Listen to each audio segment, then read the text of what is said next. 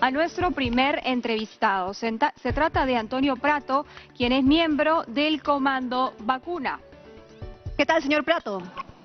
Muy buenos días. Muy bien, buenos días, Carla, Perla, buenos días. Gracias por la invitación. ¿Qué tal? En principio, ¿no? Su punto de vista respecto a la renuncia de Pilar Mazzetti, si es oportuno en estos momentos, ha sido obligada prácticamente por las decisiones tomadas en el Congreso de la República, ¿no?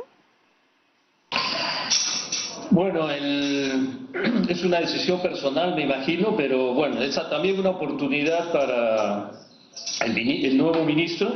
Se habla del doctor Ugarte, no sé si está confirmado o no, pero es una buena oportunidad.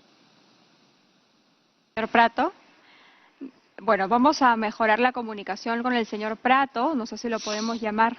Señor Prato, ¿nos escucha?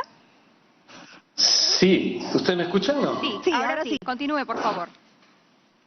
No, lo que decía es que sí, es una decisión que ha tomado la doctora Mazzetti, pero también es una oportunidad para que el nuevo ministro o ministra, no sé si será el doctor Ugarte, no sé si se ha confirmado, pero retome la lucha contra la pandemia con un enfoque diferente, ¿no? Hay grandes retos, el tema del oxígeno, el tema de la ampliación de la infraestructura hospitalaria que no se amplió durante la época donde bajaron los contagios y los fallecidos, y principalmente, en mi opinión, es el tema de la vacuna, ¿no? No hemos podido cerrar contratos como se debió. Solamente acabamos de firmar un contrato con Pfizer y bueno, AstraZeneca, pero AstraZeneca es para el segundo semestre y el problema lo tenemos ahora, ¿no? Yo creo que ese es un tema muy importante porque no podemos depender solamente de un laboratorio como Sinopharm, que no sabemos cuándo van a llegar los otros 35 millones de dosis. Entonces la población está en una incertidumbre que debe terminar, ¿no? Señor Prato, por lo que usted menciona, digamos, es muy esperanzador para el Comando Vacuna el trabajo que viene, lo cual nos hace pensar que el trabajo no fue muy conjunto con la ministra Mazzetti. ¿Eso es así? Sí, nosotros lo hemos explicado muchas veces desde junio del año pasado, cuando nos juntamos para analizar la situación y ver las posibilidades que habrían, y cuando informamos que en diciembre del año habrían 3 o 4 vacunas que deberíamos estar a firmar contratos, que deberíamos ya estar negociando, etcétera, etcétera. Nos dijeron que eso no iba a pasar. Bueno, al final lamentablemente pasó. Bueno, y afortunadamente también, porque salieron vacunas, 3 o 4 vacunas, lo que nadie pensó. Pero nosotros, nuestro equipo negociador, lamentablemente no negoció, en mi opinión, con agilidad, ¿no? Nosotros como comando solamente informamos, alertamos a la población y al gobierno de que estén preparados. Trabajamos en algún momento con Cancillería, eso es cierto, con Cancillería, con la Embajada, porque teníamos mucha información. Señor Prato, pero... Tenemos problemas con la comunicación. Sí, pero mientras tanto, si es que nos escucha, uno de los argumentos era que los contratos que estaba negociando el Comando Vacuna eran un poco leoninos, tanto para Pfizer en principio, ¿no? Y que por eso no habían sido aceptados. ¿Eso es así o qué pasó en el tratamiento de la negociación o finalmente del manejo de los contratos? ¿Cuál era el argumento que daba Mazzetti para no avanzar? No, a ver, nosotros, el comando nunca jamás ha participado en ninguna negociación ni con Pfizer ni con nadie. Nosotros no hemos participado en ninguna negociación. Nosotros no hemos tenido contacto en absoluto con el MINSA. Jamás hemos tenido contacto con el MINSA.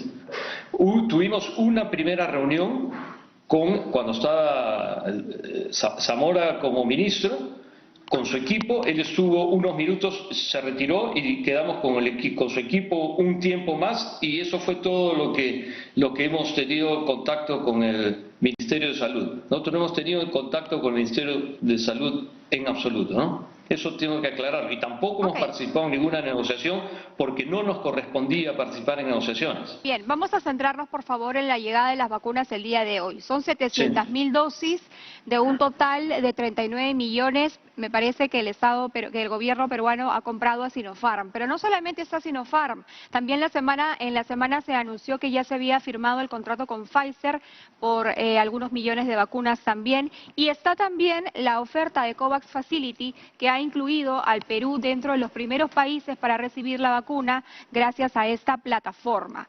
Evidentemente esto se va a hacer de manera progresiva, pero lo que yo quería resaltar, señor Prato, era la manera como se ha venido vacunando en estos últimos días, porque ha sido bastante rápido en comparación a lo que han hecho otros países en la misma cantidad de tiempo. No, sí, tenemos un buen equipo de vacunación y no me cabe la menor duda de que el proceso de vacunación va a ser exitoso.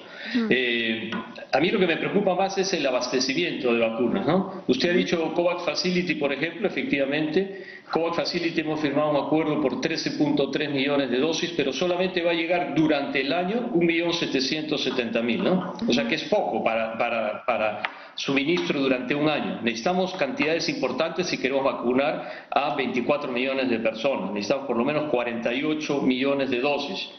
Entonces, el problema es el suministro de las vacunas, que hay problemas a nivel mundial de suministro, y todos lo conocemos, ¿no? Hay problemas de producción. Entonces, por eso nosotros insistíamos en que se firmen contratos con más laboratorios para tener un portafolio de vacunas más diversificado y distribuir el riesgo del suministro. Con estas 700.000 vacunas que llegan hoy y que completan el millón, ¿alcanza para vacunar a toda la primera línea? Me refiero a médicos, enfermeras.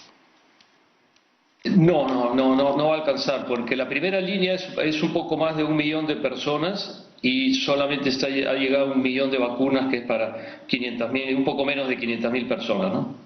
Entonces se necesita por lo menos otro 1.200.000 dosis más para terminar la primera fase.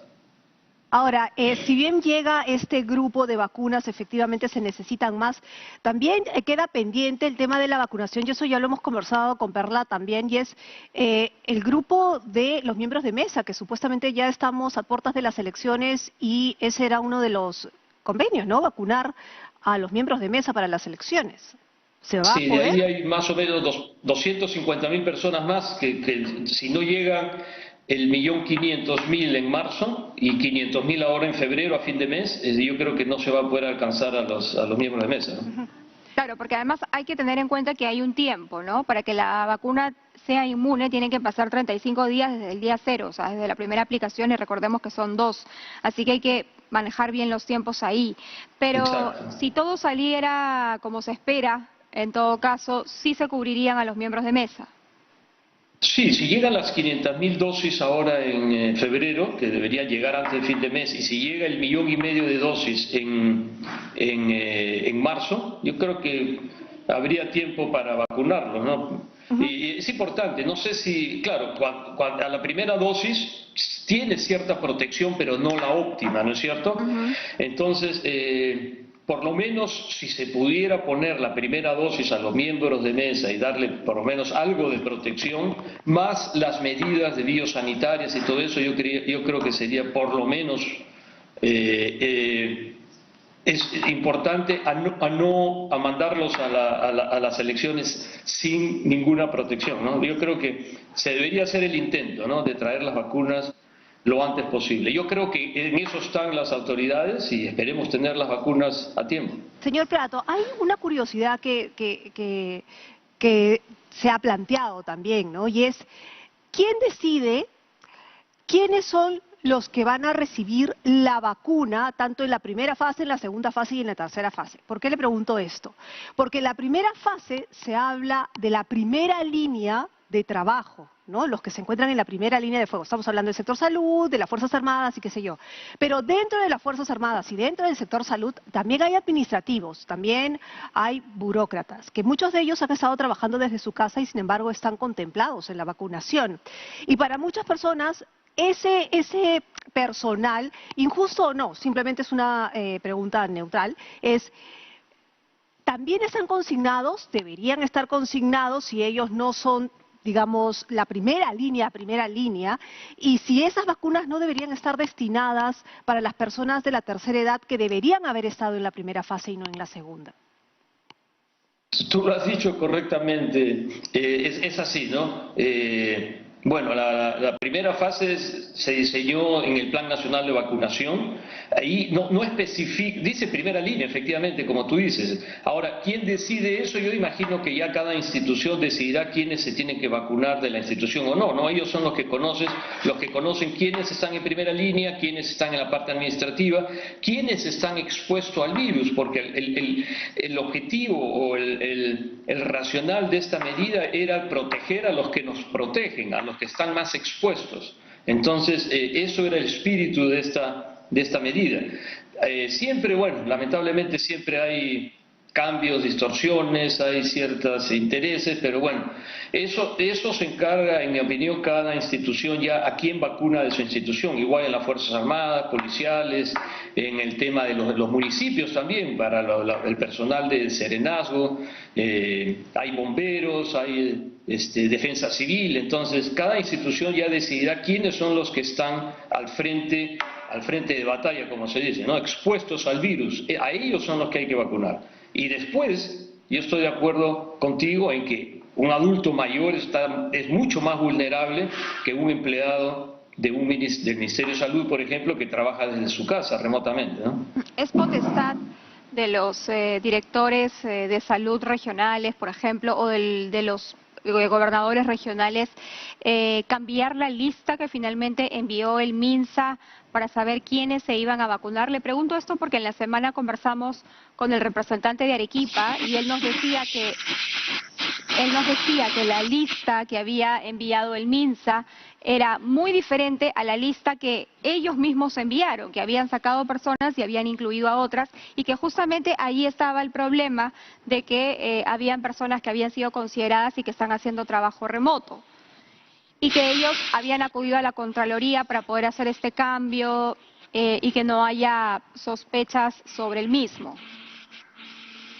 Sí, yo creo que los que tienen que decidir son los que, por ejemplo, en este caso los directores regionales, ellos son los que conocen a la gente que está expuesta. Yo no sé por qué han habido esos cambios, pero bueno, esas son cosas que esperemos se estén dando en la menor cantidad posible y que el proceso de vacunación siga lo más eficiente como está viniendo siendo, ¿no? Entonces, esperemos que estas fallas se corrijan. Estamos en la primera parte. Yo estoy seguro que lo que viene, por ejemplo, en estas 700.000 dosis que llegan, va a ser aún más fluido que la primera, y las que van a venir viniendo, cada día va a ser más fácil la vacunación porque están tomando experiencia, están corrigiendo errores. Entonces, yo creo que va a ser un buen proceso de vacunación.